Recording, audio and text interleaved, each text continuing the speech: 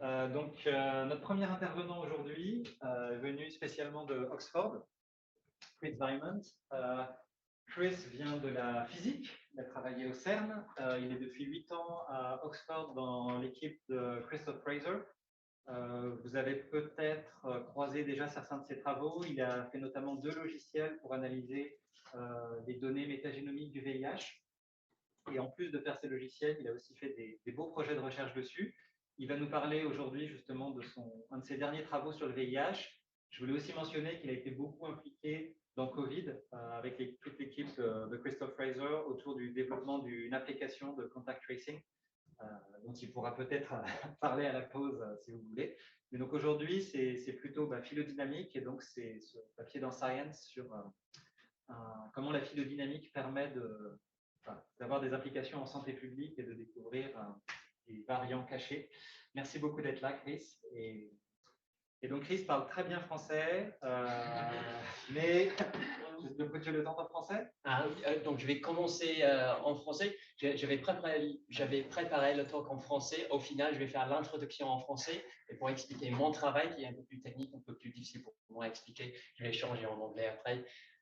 Mais si je peux redire tous en français pendant les pauses café si on veut. Donc, merci Samuel. On a vérifié si on entend en ligne? On a eu des signes si on entend bien ou… On vous entend bien. Très bien, merci. Alors, oui, merci à Samuel, merci à tous les organisateurs. Je suis Chris Wymant, effectivement. Je suis postdoc avec Christophe Fraser. Je vais vous parler de cet article sur un variant virulent du VIH. Il y a un page web qui va avec, le lien est ici, et ça se trouve aussi en cherchant Beehive HIV.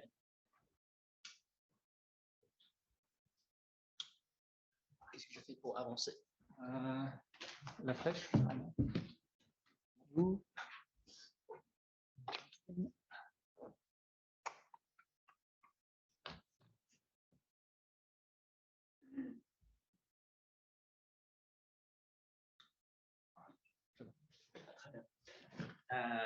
Alors, quand nous avons publié notre article, il y avait beaucoup d'intérêt de la part des journalistes. Ce sera à vous de juger si cet intérêt est mérité par les vrais résultats qui suivront. Je pense que l'intérêt était partiellement dû au fait qu'on parlait beaucoup à ce moment-là de Omicron. Et si c'est inévitable et universel que les virus deviennent moins virulents et non plus virulents. Mais le plus gratifiant pour moi, c'était le communiqué de presse de l'ONU-SIDA disant qu'il était urgent d'enrayer la pandémie après cette découverte. On savait bien sûr qu'il était déjà urgent après 40 millions de morts et avec un virus à ARN.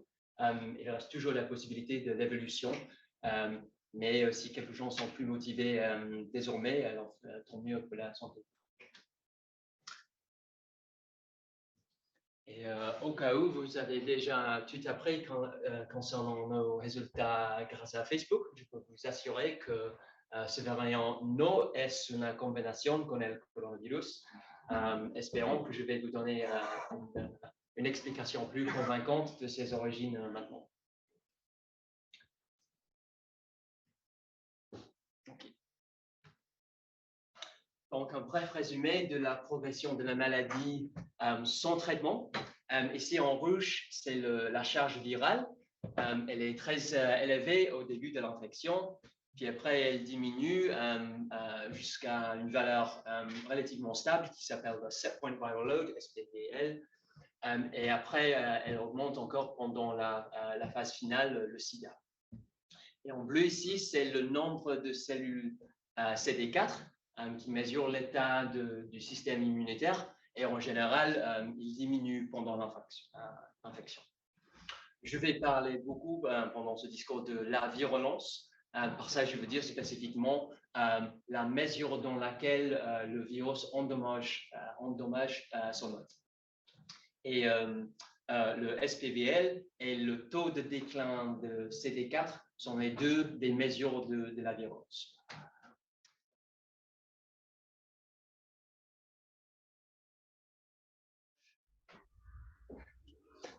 Alors, le traitement antirétroviral, le TAR, quand il réussit, arrête la progression de la maladie, mais quand on attend trop avant de le commencer, on voit de moins bons résultats après. Cela a été montré dans l'essai contrôlé randomisé qui s'appelle Inside Start, dans lequel ils ont comparé deux groupes de patients.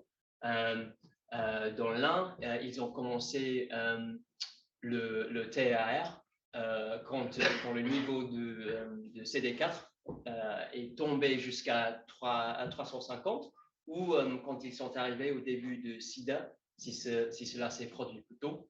Et dans l'autre groupe, ils ont commencé le TAR tout de suite après le diagnostic. Et entre les deux groupes, ils ont vu une différence de risque d'événements médicaux graves d'environ 3. Donc, la progression avant le traitement peut être relevant, pertinent cliniquement. Alors, où est-ce qu'on trouve le VIH? La taille des camemberts ici sont proportionnelles au nombre de personnes vivantes avec le VIH, et les couleurs montrent les sous-types, c'est-à-dire les groupes principaux du VIH. Et le VIH est apparu à Kinshasa vers 1920, et en 1960, il s'est diversifié dans les sous-types qui se sont déplacés différemment dans le monde, qui a créé de fortes associations avec la géographie, l'ethnicité et le mode de transmission. Par exemple, dans le sud de l'Afrique, ici, c'est presque entièrement le sous-type C, et la transmission est principalement due au rapport hétérosexuel, alors qu'en Europe occidentale et l'Amérique du Nord, c'est principalement le sous-type B et la transmission due au rapport homosexuel entre hommes et le partage de seringues. Oui. Alors, nous avons vu le SPBL augmenter pendant les années 90 en Europe et plus récemment aux États-Unis aussi. Il n'est pas certain, mais il est possible que ce soit l'évolution parce que le SPBL est un phénotype héréditaire, c'est-à-dire il est affecté par la génétique virale qui est nécessaire pour l'évolution. Et cela a été montré par Christophe et ses collaborateurs. Ils ont proposé que le virus avait été évolué à équilibrer un compromis entre une transmissibilité élevée à charge virale élevée, montré ici en bleu, et de l'autre côté, une longue durée de l'infection à charge virale faible. Et donc, le compromis entre les deux veut dire que ce sont des charges virales intermédiaires qui sont meilleures pour le virus, et ce sont en fait les plus communs.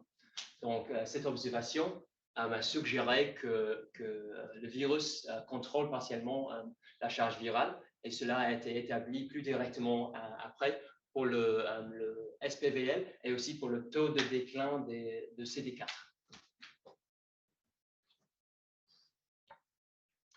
Okay, that's the end of the introduction, and I'll probably go a little bit better in English. So on to our project now. So after these findings, Christophe established the Beehive project. Beehive is bridging the epidemiology and evolution of HIV in Europe. And it's a collection of cohorts from around Europe with also some contributions from Uganda. And the main aim of Beehive is to understand what viral genetic variation is relevant for virulence. And we have clinical data for the participating patients, and we generated whole genome viral sequence data.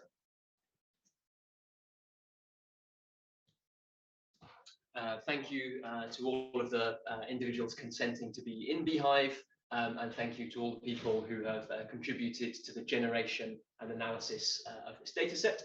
And for this study in particular, the people I've highlighted here in blue. And thank you also to the funders.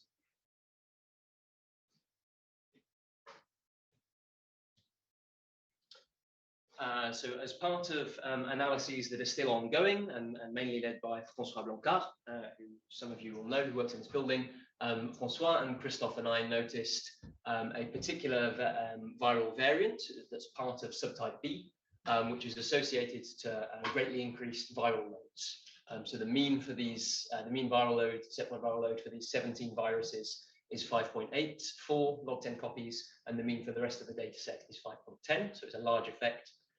And those 17 viruses are shown in the phylogenetic tree here against the background of 100 randomly selected genomes from the rest of the study. When I selected the 100 closest, the tree still looked very similar. There's a long branch separating this variant from everything else. So we call this variant VB for virulent subtype B.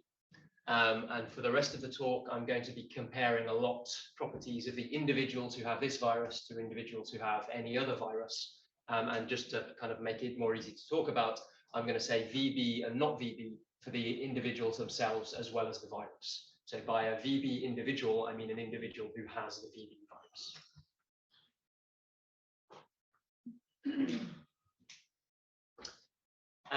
So Beehive is made up of cohorts from lots of different countries, but they're all seroconverters. So they're all individuals we know were diagnosed early on in their infection, which is relatively rare for HIV.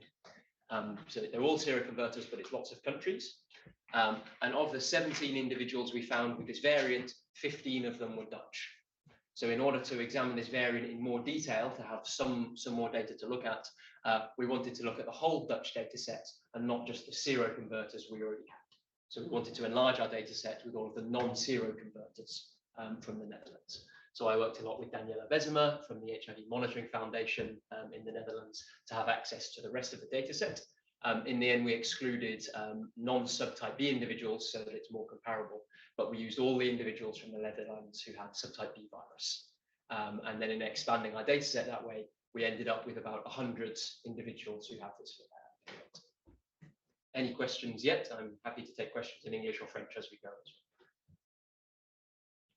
Yeah. Yes, could you just precise what SPVL is? SPVL, set point viral load, c'est la charge virale moyenne dans la phase entre 6 mois après l'infection et 2 ans après.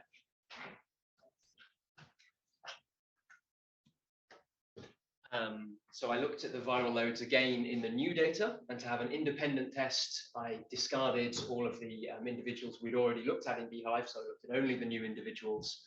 And the fact that we'd started with the seroconverters and got all of these other people afterwards meant that when we discarded the seroconverters, for the people who were left, we didn't know when their set point window was, because these were people we didn't know when they were infected, or they were infected a long time ago. So I couldn't define a set point viral load for these individuals, but just to have a viral load, I took the average of all viral loads before treatment. So it's not strictly set point, but it's something to compare. And then again, there was a much larger viral load in individuals with this virus than individuals without. And I've just shown a box and whisker plot over time. There's just some slightly strange groupings to have the same amount of data in each of these groups. But you can see that it's higher for VB than for the other viruses, and the effect persists over time. And it's also not affected by adjusting for sex and age at diagnosis.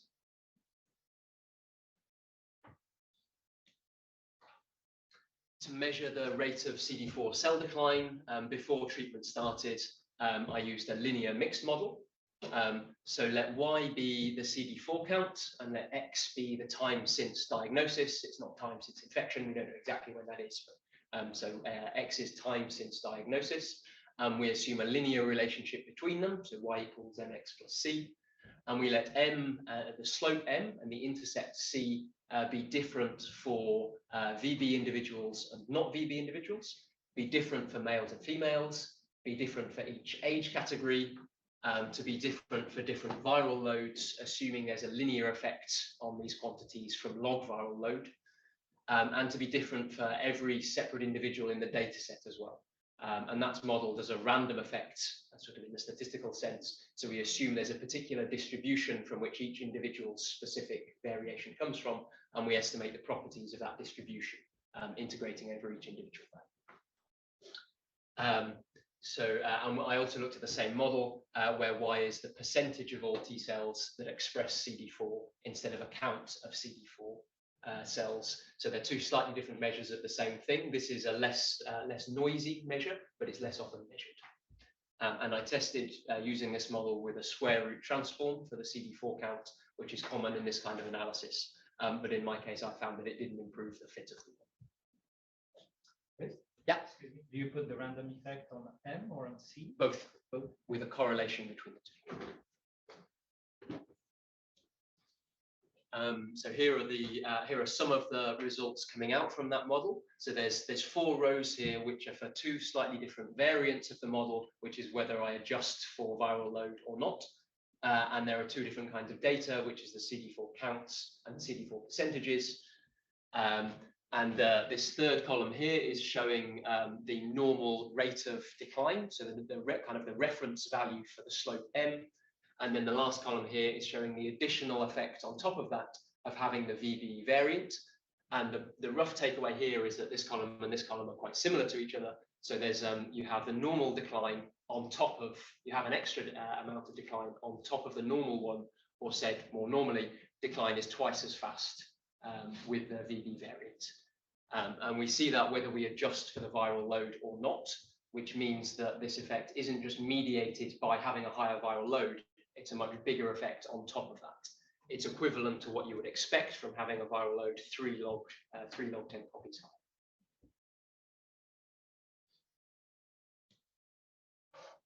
high. This is the predicted trajectory for the average of a group, where the groups I'm showing are, do you have the VB variant, yes or no, in blue and red, both for the group of men who are diagnosed in their 30s, which is our largest group. And so it's showing sort of the combination of the slope and the intercepts, how those are different for these 2 groups. And you can see it's going down faster. It starts lower and is going down faster for the VB variant. So I mentioned earlier that a CD4 count of 350, if you get to there before starting your treatment, you've got about 3 times the risk of serious medical events. And reaching that level normally takes about 36 months for this group, and only takes about 9 months with the VB variant, and it's faster. So this is for men in their 30s. It's faster still for older age groups because the CD4 counts come down. And the shading I'm showing here is the uncertainty in estimating the group averages. It's not taking into account the variability between individuals, which is larger than that.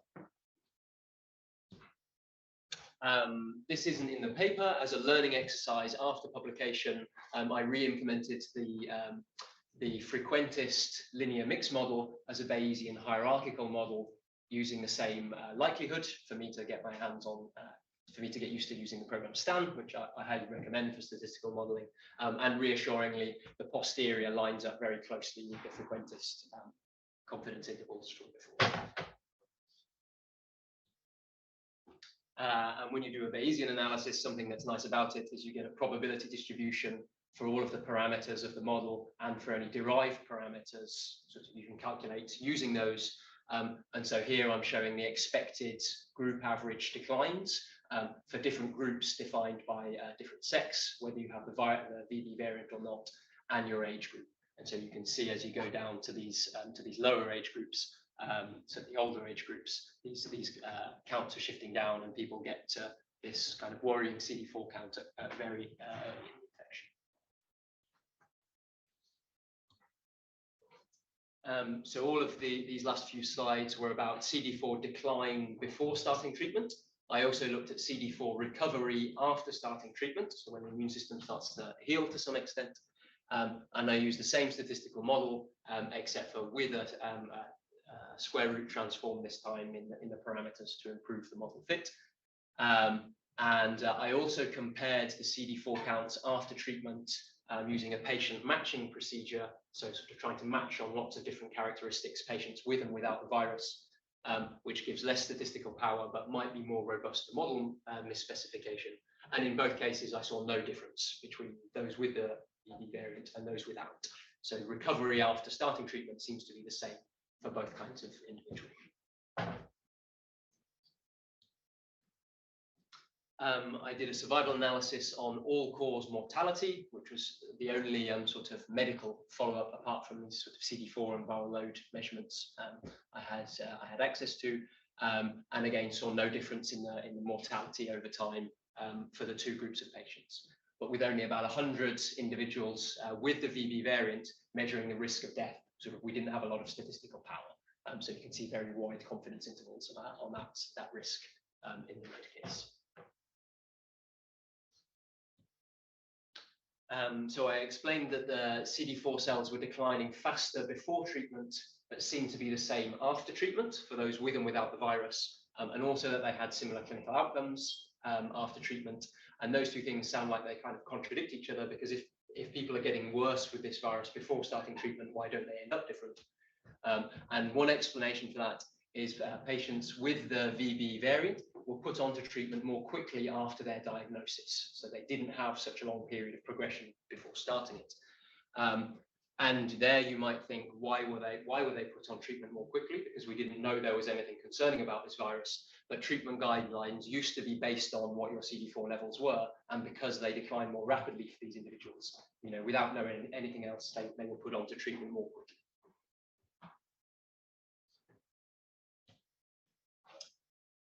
So an epidemiological characterization of these individuals, they're present through all the 5 regions of the Netherlands, but with a slightly different distribution. It's a bit more common in the south and east and less common in Amsterdam. Most of the diagnoses we have for individuals with this variant came in the late 2000s, and this data set only goes up to the start of 2015.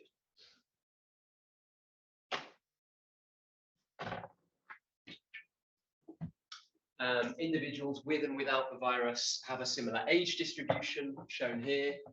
In both cases, they're mostly men.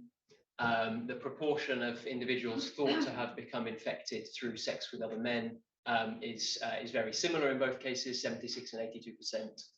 And the only information, we don't have any information on HLA type or any kind of precise information about host genotype. All we have is their reported region of origin, which is Western Europe for most individuals with and without the virus.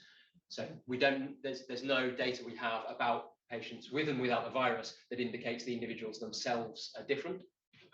So therefore we attribute the effect of differing virulence to the virus itself and not to some confounding property of the individuals who are all in the same transmission cluster.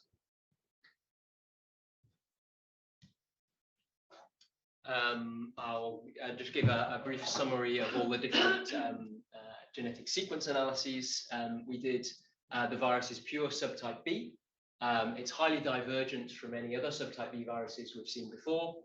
It doesn't seem to be a recombinant. It seems to just be a kind of an accumulation of mutations over time. There are many substitutions distinguishing the consensus of individuals with this virus from the consensus of individuals with different subtype B. And there are 250 amino acid substitutions, 509 nucleotide changes. And the distribution of those mutations over the genome is about what you'd expect. So the gray shading here shows a null model that I've calculated by looking at sliding windows along the genome, calculating phylogenetic trees between references in that sliding window, and looking at the patristic distance in that case. So, for example, there's more diversity in the envelope gene than in the conserved polymerase gene, and the distribution of mutations we observe for this virus falls more or less in what you'd expect according to the normal evolutionary rates. CTL escape mutations, so when the virus is trying to escape from the immune response, and DNDS, so looking at a measure of selection, both seem to be about what you'd expect. Analyzing the 17 whole genomes we have available for the virus, we can predict co-receptor usage, so what co-receptor the virus is using to be able to enter into cells. And for 16 of the 17, it's CCR5, which is typical for subtype B viruses early in infection, which all of these 17 viruses were, which suggests that the virulence mechanism isn't the already well-known effect of switching from one co-receptor to another, either early in infection or late in infection. And there's differences in that between the different subtypes and differences in virulence reported between the subtypes. So that's a mechanism that could explain differences between subtypes, but doesn't seem to explain the virulence mechanism. There's nothing concerning about drug resistance mutations. The variant has one mutation which has previously been shown to cause higher virulence, both in mouse models and sort of in observational analyses. But this mutation is extremely common in subtype B. It looks to be about half with, half without. So that the big effect we observe here can't just be due to this, or we would have seen that already. So all of this to say that whatever the virulence mechanism here, it doesn't seem like something we know already.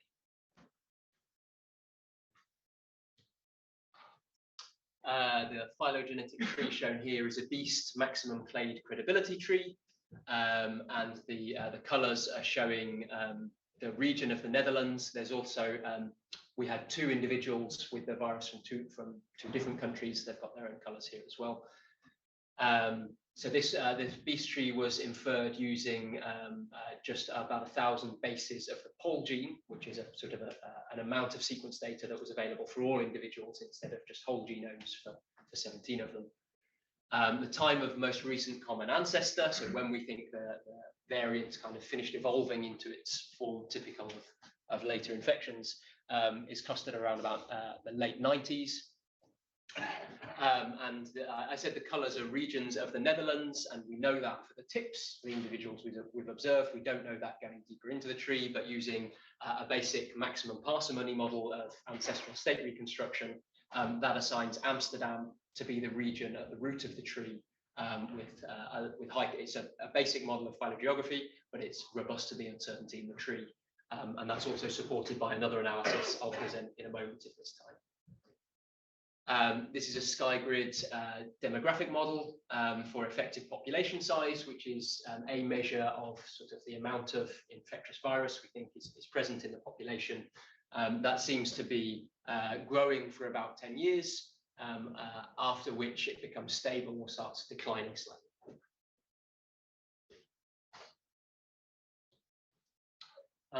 So if you were looking at this tree and thinking that it looks imbalanced in a technical phylogenetic sense, meaning after a bifurcation, there's an imbalance in probabilities for which side is going to continue going on branching more and more. So at one extreme of that, you have a star phylogeny. At the other extreme, you have a complete ladder-like phylogeny. Then you're right, yes, this tree is imbalanced. But when we did the same analysis of other large transmission clusters of men who have sex with men in the Netherlands, we saw the same thing in most of them. So it doesn't seem to be unusual in being imbalanced. Luca Ferretti looked at the local branching index, LBI, on our phylogenies.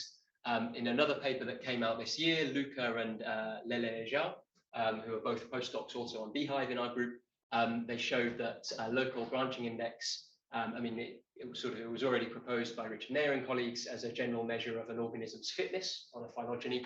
And Luca and Ella showed that in the context we're talking about here, it's most closely related specifically to transmissibility. When matching on several different variables, size of transmission cluster and age and transmission mode and so on, they found that the local branching index is appreciably higher for the variant than for other transmission clusters, so suggesting greater transmissibility. And where that's really coming from, just to have an idea of local branching index, it measures how densely a tree is branching at a given point. So if you see lots of dense branching around a particular point, that suggests the virus is moving from one person to the next with very little evolution happening in between, which typically suggests little time is happening in between. So the virus is going on quickly from one person to the next. So sort of that's how this links into transmissibility or infectiousness. So that suggests greater infectiousness for this variant, and it did start increasing as a proportion of all viruses we'd sequenced for a while, but eventually around about 2013, we saw, when at the last minute we got a bit more data, the proportion seems to be coming down from about 2013 onwards. So there's phylogenetic evidence of increased transmissibility, but it hasn't just carried on growing to a bigger and bigger portion of the Dutch data set.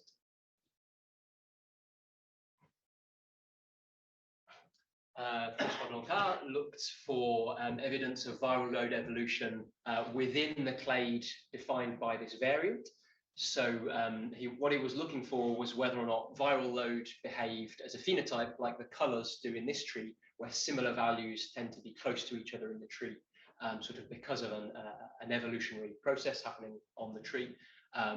And he also tested the same thing by defining, by taking each possible clade within this variant, sort of considering all the possible subclades, and seeing if their average phenotype differed from randomly picking that same number of phenotypes from anywhere in the tree. And the result of both of these analyses was that there doesn't seem to be viral load evolution within the clade for this variant. So this property of increased virulence seems to be a property of the whole clade of this specific variant, and not what, you know, a subvariant inside it.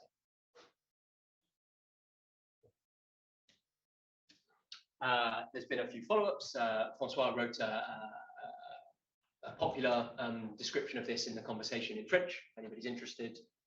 Joel Wertheim wrote a perspective in science. Morgan Roland and Eric Luetus, I think, wrote a viewpoint as well. And just last week, I haven't looked at this carefully, I think it was last week, there's been a report of a few more patients also with this virus and with higher virulence. I've got some extra slides on some things that are a bit more technical, but also maybe more interesting to this audience, and some additional analyses we did about sort of the evolution that happened right at the start of this variant. And there's a supplementary section I wrote, not with a mathematical model, but sort of verbally trying to reason through this statement that we think this variant evolved in spite of there being a lot of treatment in the population, and not because of that. So it wasn't caused by people being more treated. Which requires a bit of sort of subtle thinking about counterfactuals and, you know, what would have happened without the treatment. But we can, I'm coming up around when the talk should end. Shall I, after this, it's my conclusions. So, or we can take a set of questions. Yeah, yeah. So there's extra slides on that if you like. Just to mention that Katrina Lithgow, who works very closely with our group, we're in the same space and we share a Slack, is soon going to have 4 postdoc positions doing evolution and epidemiology viruses. So come and work with her, she's great. And then these are the main points. I won't read them out, I'll just leave them there during questions. Thank you to everybody involved. Thank you for listening. And as someone already mentioned, just if you're interested in mathematical and statistical modeling of using apps to do contact tracing for COVID, you know, this was Christoph's idea. We wrote the initial mathematical modeling proposing this, and we subsequently validated it. So thank you very much.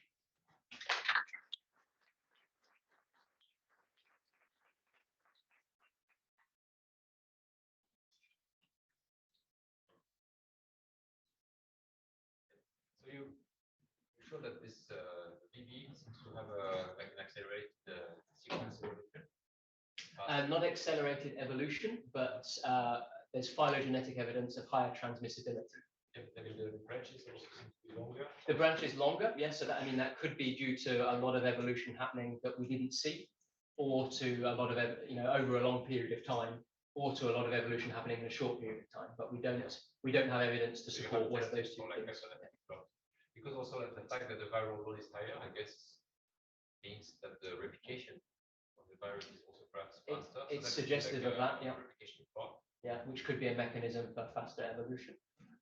It ties into a little bit how the virus came about, and if, you know, whether or not it was chronic evolution within one patient, and we know thanks to Samuel and others that within host evolution is faster than between host evolution. So that leads nicely onto one of my extra slides. Thank you. So the timeline here was that in 1992, the first individual with this variant was diagnosed, and then the second diagnosis wasn't until 10 years later. And then all of the sequence data we have available comes from after that second diagnosis. So we're trying to sort of infer back to those early days only using later sequence data, which is quite hard. And so the Amsterdam team went back and scoured their freezers and found 2 samples from that first individual from 1994, which are very relevant for interpreting the later evolution we see. And because of this timeline, what we had in mind was that maybe this one individual who'd been infected for 10 years before everybody else, maybe what had produced this variant was chronic evolution in that one individual, because we know that happens faster. So we sequenced those new samples, and then we reanalyzed all of the sequences we already had with these new ones and against the background of the most closely related viruses. And what we saw, so the sequences from this individual are shown here in blue, and the sequences from the rest of the variant clade are shown in red. And this is the whole genome, for which we have less data. This is just that 1,000 bases of poll, for which we have data from more individuals. And what you see in both cases is a monophyletic relationship between the individuals, between the sequences from the first individual and everybody else. And that's evidence against there being a lot of evolution in this one person. So if this individual became infected, there was lots of evolution, and then they passed it on to everybody else, you would expect these sequences to form a clade inside this clade. Whereas we see a monophyletic relationship, which suggests it wasn't this individual. They could have got the virus and then given it on to no one. And then this evolution producing the variant just continued happening unobserved in other individuals.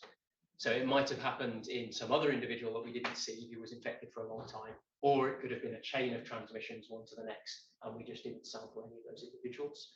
I think the sampling probability for individuals with HIV around that time was estimated to be about a quarter or a third. So it is quite plausible that several individuals, one after the other, weren't sampled. So that the fact that we haven't seen anyone doesn't imply that it was just one person.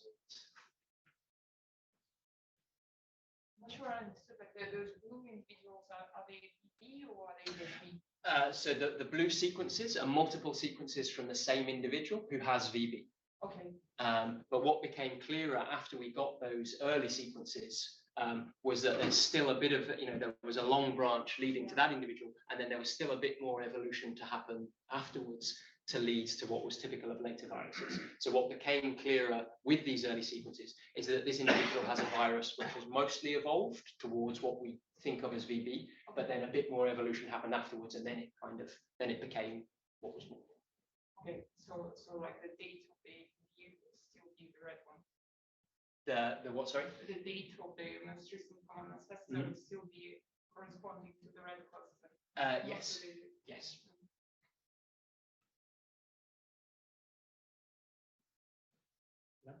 I have a question about how do you reconcile the discovery of this huge point with the previous framework that Christophe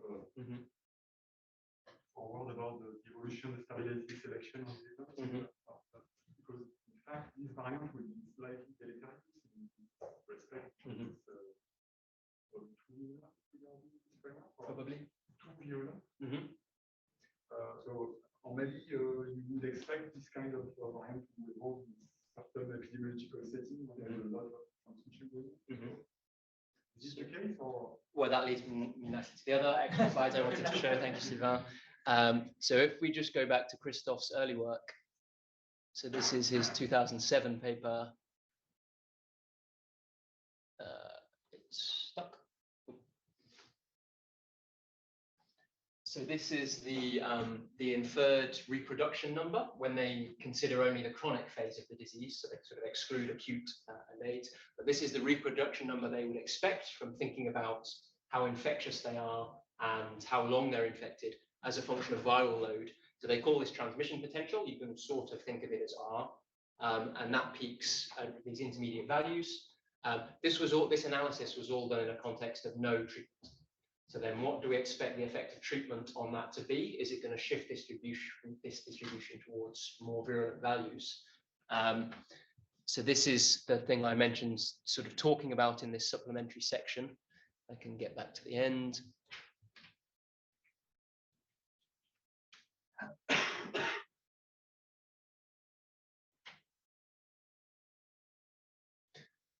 So I've stolen this from the Hollingsworth Anderson Fraser paper, where they're talking about, this graph is showing transmission rate or infectiousness, or however you want to think about it, over the course of the infection.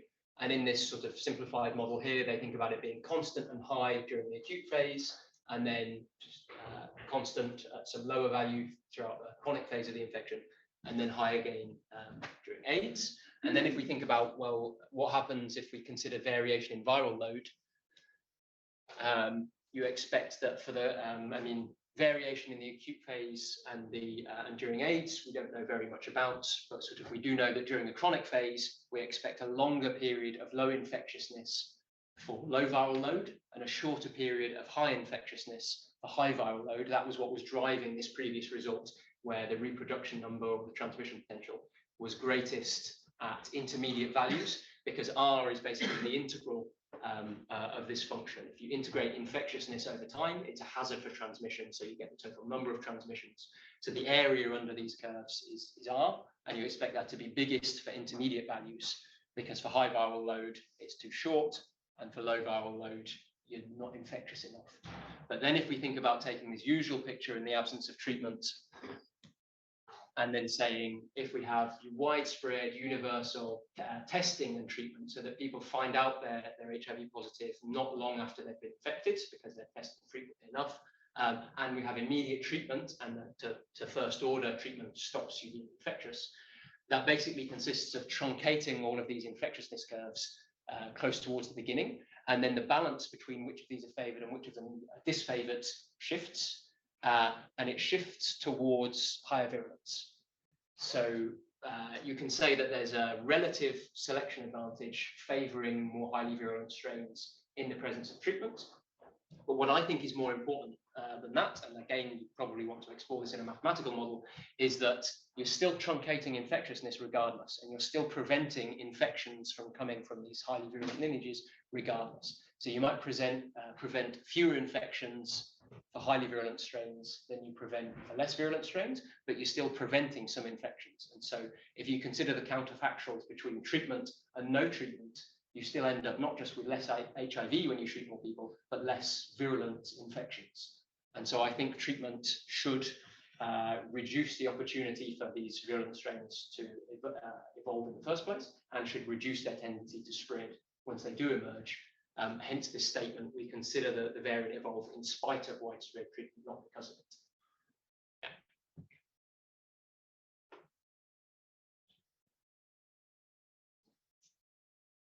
But, so you date the origin of the VV from the late 90s, but then it was actually, they would treat based on the CD4. So the red guys would be treated before the blue guys. And so back in these days, it was actually somehow a selective pressure against being virulent, because you were treated earlier, whereas a completely mild strain would never end up being treated. So the argument works really well since 2009, 2010, with treat as test and treat, but it's probably less the case for the early 2000s. Yeah, so most of the diagnoses, the TMRCA was late 90s, but most of the diagnoses occurred in the late 2000s. Okay, yeah, okay, so the expansion. Okay. No information about co-infection? Like, No. No. Okay.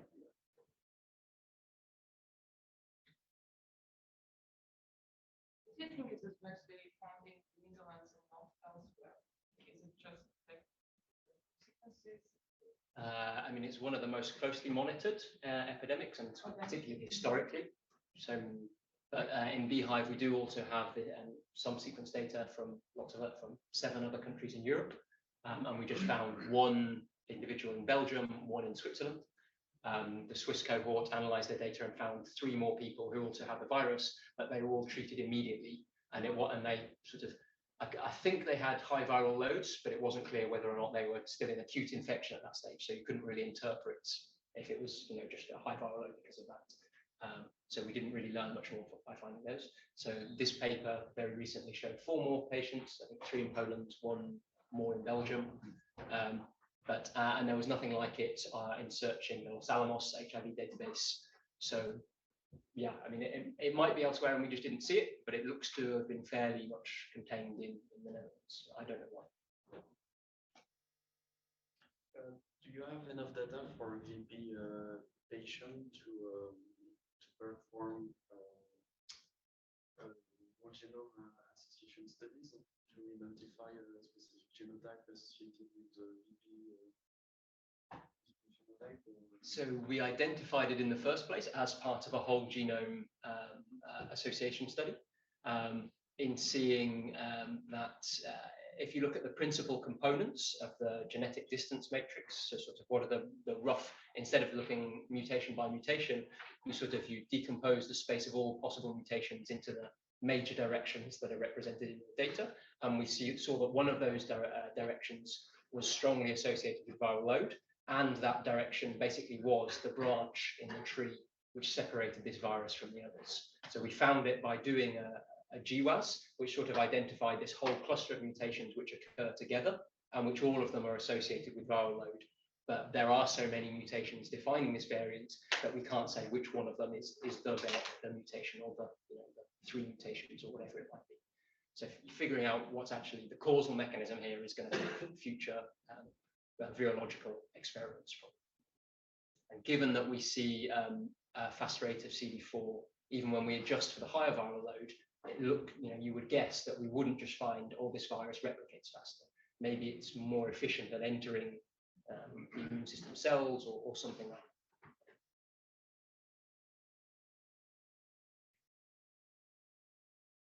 that. Are you now trying to look for other potentially overlooked variants? Other variants. Yeah. So this is the only one in the Beehive dataset. Christoph is also PI of the Pangea study, which has 10,000 or some tens of thousands of sequences from sub-Saharan Africa. A GWAS for that dataset is definitely planned. I'm not doing it. I don't know who is and how far it's gone. But we didn't see any more variants within the Beehive study. So traditionally, in the clinic, for clinical stuff, it's usually the other way around. You spot patients who have a more severe disease, and then you realize that they come from the same type of variant or strain. And here it's super striking that you guys did the opposite. You basically found the clade and then showed that it corresponds to a virulent outcome. And I was wondering if there are other examples of such, or something would come to mind or not. Yeah, it's an interesting question. I don't know the answer. And I guess that happened in our case because this is more virulent, but not so much more transmissible that it just took over the Dutch epidemic and started going elsewhere. If that were the case, we probably would have noticed the phenotype before the genotype, I guess, or had these patients, all died very quickly instead of just being put onto treatment more quickly. The phenotype here is sort of striking in the data, but wasn't striking at the clinical presentation. And as an aside, but I think you answered that with the second slide. So the perception or the reception of the message from the clinical community was, they were open to it? Yeah, I haven't spoken to, I presented this to the Dutch HIV monitoring organization, and everybody on the call seemed happy. And we have a number of clinicians as part of the Beehive team. And they were part of, they oversaw the analyses and helped to write the paper. And beyond that, I haven't heard anything sort of positive or negative one way or the other. It's just I meant on picking up. I mean, you mentioned a paper found 3 patients with this. So I was wondering if it was picked up, more globally in terms of screening patients and things like that. Yeah, I don't know. I mean, I could imagine people who have HIV sequence data sets who saw the paper might be doing a quick blast. Yeah. I haven't been informally contacted by anyone. Yeah, I have a question about the data that you get from Africa. So I was wondering whether you could speculate about making some kind of predictions about because I guess in Africa the amount of treatment is highly heterogeneous. The amount of sequencing? No, of treatment. And, actually, I wouldn't like to comment.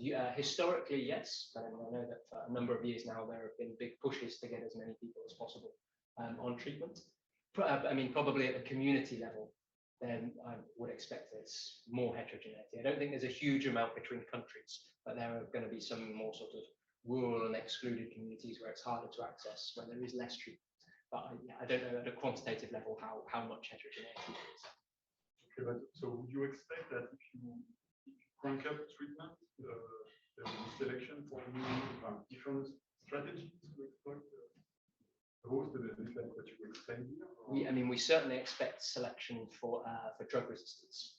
Whether or not we expect resistance selection for virulence, sort of at the simple level at which I understand it, I think it's sort of in some of the coverage of this, I kept on quoting Mark Lipsitch saying the best way to stop it changing is to stop it. So he was talking about SARS-CoV-2, but I think there are sort of broader implications to that. When we have interventions that reduce the spread, we reduce the opportunity for new mutations to arise. And so sort of still riffing off of that, basically, I expect that the more treatment there is, the less transmission there is, the less viral replication is happening, the less opportunity there is for evolution. So we might see new virulent strains emerge, but we'll never be able to compare to this counterfactual where we didn't treat people and maybe even more virulent variants emerged there. So sort of, I still feel like at an evolutionary level as well as a public health level, it makes sense to treat as widely as possible, as soon as possible, for as long a term as possible.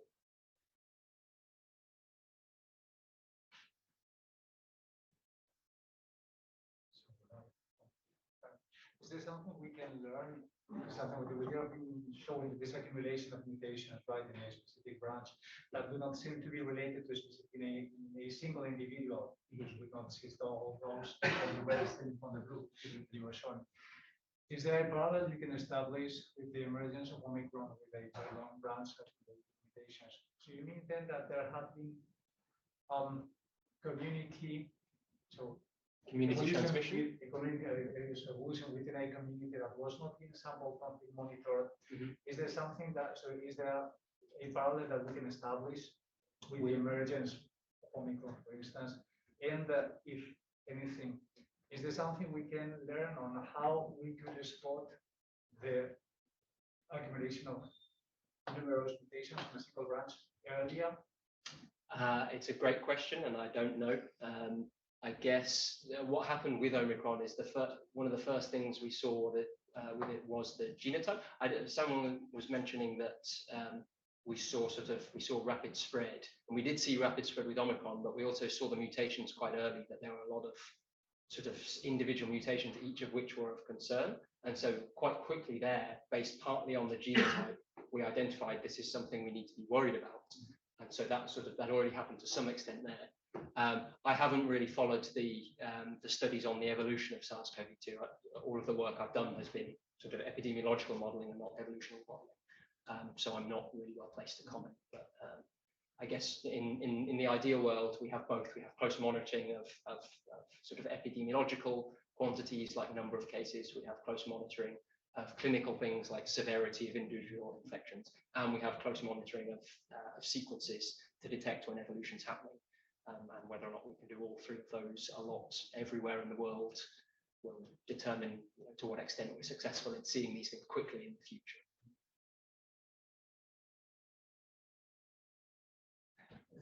Speaking about the future, in fact, I noticed you said that the sequencing for Beehive stops in 2015. The Dutch data. The Dutch data. Yeah, but so probably all of it actually. Because that was the Christoph's ERC project. Yeah. And I was wondering if there was any investment from the UK or other agencies to continue the sequencing. Not as far as I know of for us. I mean, there's almost certainly other UK-based sequencing efforts that are unlinked to Beehive. Okay. But I don't. I mean, we still have a few. We still have me, Luca, and Lila working on Beehive, and Francois as well. But as far as I know, the project itself isn't being updated. There's just we're trying to wrap up some of our past analysis. And still with this link with public health agencies and yeah, because here it started from a completely fundamental research project. Beehive is ERC material.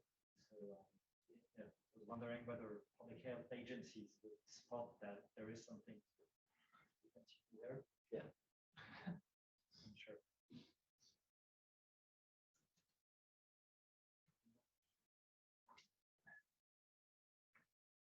Okay, well, thanks again, Chris.